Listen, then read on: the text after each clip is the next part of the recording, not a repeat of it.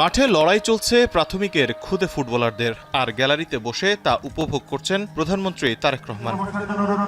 শনিবার দুপুরে আর্মি স্টেডিয়ামে প্রাথমিকের গোল্ড কাপ টুর্নামেন্ট উদ্বোধন করেন প্রধানমন্ত্রী তারেক রহমান। এরপর খুদে ফুটবলারদের সাথে শুভেচ্ছা বিনিময় করেন। সরকার প্রধানকে কাছে পেয়ে বাঁধ ভাঙা উল্লাসে মেতে ওঠে শিশুরা।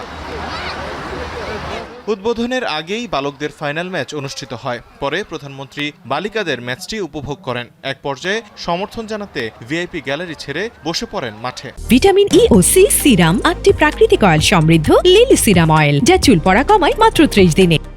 সেরা খেলোয়াড় মোসাম্মদ মারিয়া। পরে বিজয়ীদের হাতে পুরস্কার তুলে দেন প্রধানমন্ত্রী। লেখাপড়ার পাশাপাশি খেলাধুলা ও সংস্কৃতি চর্চায় শিক্ষার্থীদের পারদর্শী হওয়ার আহ্বান জানান। তোমাদেরকে শুধু কিন্তু খেললে চলবে না।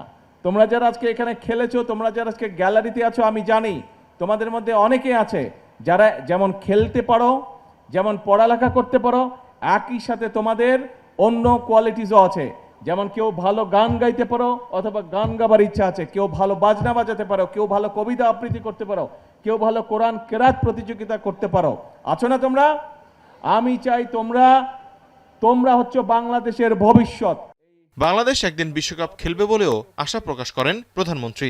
আজকে ওয়ার্ল্ড কাপ হচ্ছে, যে ফুটবল ওয়ার্ল্ড কাপ হচ্ছে, এখানে রোনালদো খেলছে, এখানে মেসি খেলছে, এমবাপ্পে খেলছে, কিন্তু তোমাদের মধ্যে থেকে এরকম খেলোয়াড় তৈরি হতে হবে। আমরা এইম করছি যে অলিম্পিকে আমরা যাই ঠিকই, কিন্তু অলিম্পিকে যাতে আমাদের রেজাল্ট আরও ভালো হয়, সেই জন্য এর মধ্যে আমরা প্ল্যান প্রোগ্রাম অলরেডি নিয়েছি। আড়াই মাসে 65,000 শিক্ষা প্রতিষ্ঠানের 22 লাখ শিক্ষার্থী টুর্নামেন্টে অংশ নিয়েছে জানিয়ে এটিকে বিশ্ব রেকর্ড হিসেবে উল্লেখ করেন প্রধানমন্ত্রী। এছাড়া আগামী বছর থেকে প্রাইম মিনিস্টার কাপের ঘোষণা দেন তিনি। তৌহিদুল তারেক, এখন, ঢাকা।